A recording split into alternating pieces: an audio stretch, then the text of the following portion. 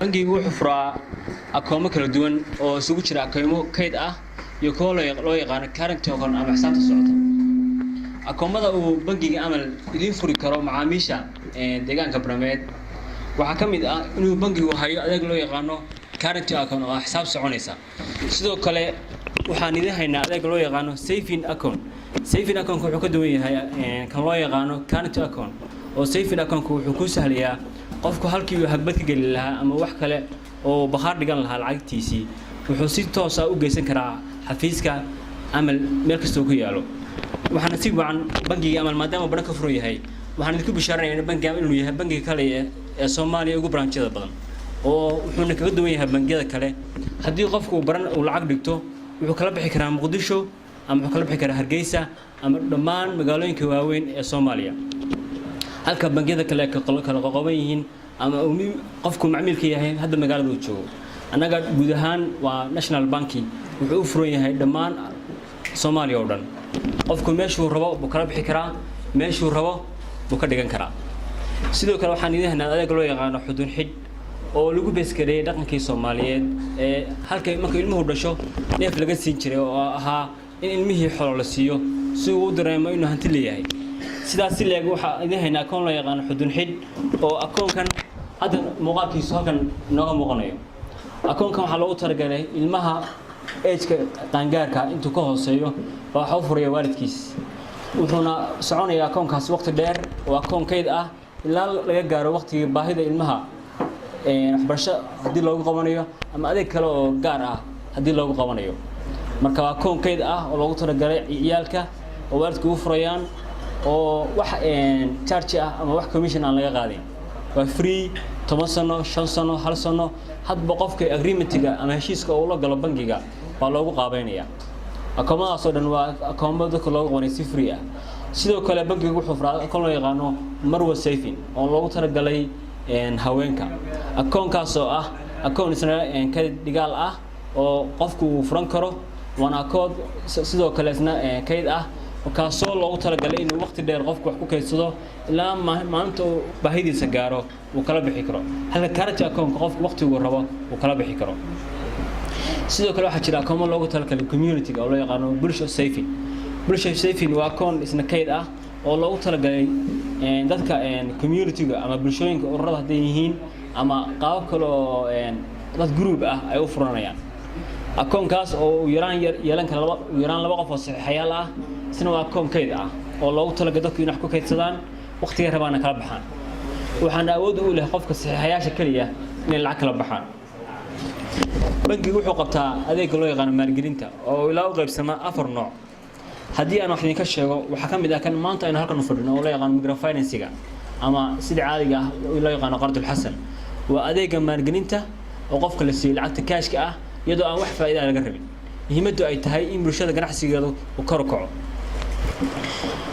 waxa kale oo jira adeeg loo yaqaan hodmiye oo u gaar ah ganacsiga haweenka. waxa loo yaqaanaa hodmiye waxaana halku dhig u ah horumarinta ganacsiga dumarka.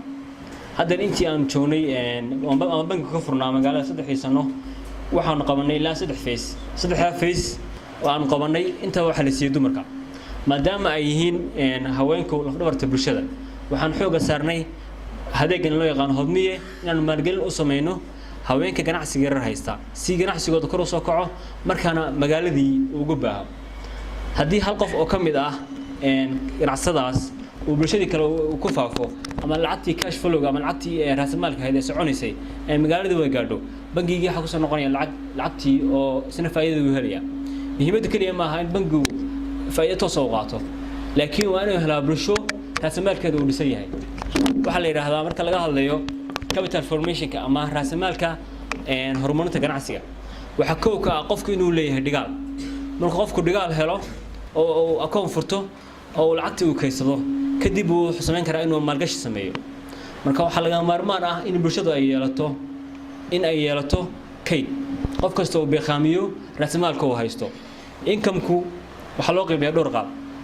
qayb qofku waa daruuri wuxuu isticmaalayo qaybna waxa loo qeybiyaa qayb dhigaal ah si uu hadhow wax ugu qabsan karo ama ha ku maareeyo noloshiisa gaarka ah ama ganacsi kale oo maalgashi uu ku sameysanayo. haddii qofku uu ganacsi leeyahay ama waxa diyaar u tahay inay garab istaagto oo ay ka qayb qaadato qofkaas sidii ganacsigiisa kor loogu qaadi lahaa waxaa jira adeeg aan dhammaan ka daafurnay magaalada Baran oo loo yaqaan dhalinkaab waxaa halka dhig u ah diyaarinta ganacsatada bari adeega dhalinkaab waxaan ugu talagalnay ardayda jaamacadaha ka qalin jabisa heer jaamacadeed dhameysata ha ahaado arday degree ah ama ha ahaado arday semester adeegaas oo u fududeynaya qofku inuu soo gudbisto qorshe ganacsi ama innovation ganacsi hal abuurka uu hayo inuu soo gudbiyo marka uu tartan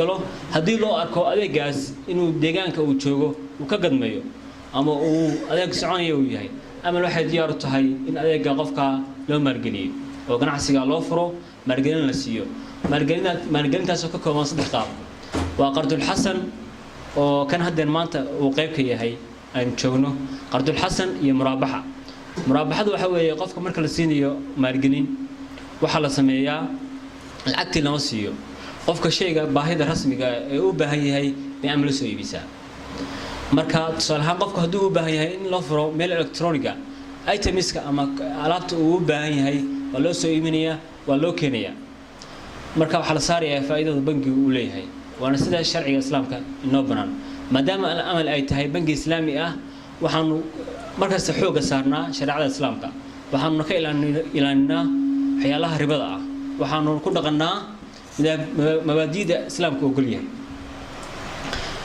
adeega dhalinkaab sidoo kale waxa qayb ka ah lacag loo yaqaan deeq oo qofkan loogu darayo iyadoo aan laga rabin inuu soo celiyo waxay ka kooban tahay adeega muraabaxada ah iyo lacag loo siinayo qardul xasan oo hadhow soo celinayo iyo lacagta garantiga ama deeqda ah ee loogu darayo maadaama qofkani uu ku jiro ganacsi cusub uu abuurayo wuxuuna kaliya muhiimadu ma aha in qof ganacsi cusub kaliya haysta in aanu maalgelino sidoo kale waxaan maalgelinaa qof ganacsi haysta oo ganacsiga rabo in loo sii kordhiyo dhalinkaab waa u fududeynaya oo waa loo maalgelin karaa